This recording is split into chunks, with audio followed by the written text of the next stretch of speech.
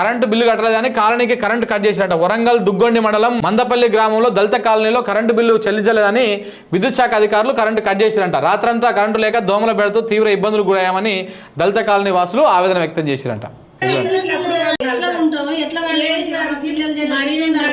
అది ఇట్లా ఉంది రేవంత్ రెడ్డి ప్రజాపాలన గిట్లనే ఉంటుంది తల్లి.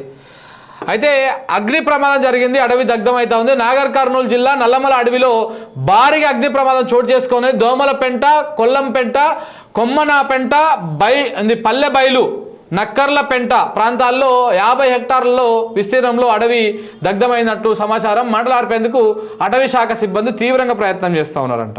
ఇంకొక వార్త చూడండి, ఇక్కడ ఇంట్రెస్టింగ్ వార్త. 6 గ్యారెంటీలు ఉన్నాయి చూసిరా.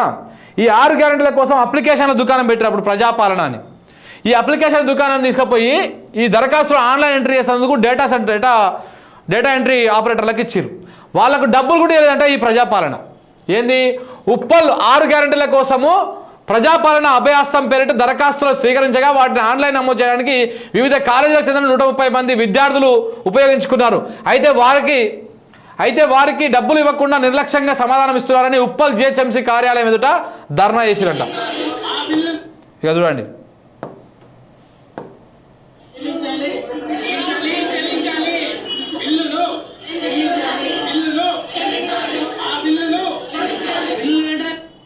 చూడండి పాపం ఇంతమంది స్టూడెంట్స్ డేటా ఎంట్రీ చేసిరంట. ఆ వివరాలు అన్నీ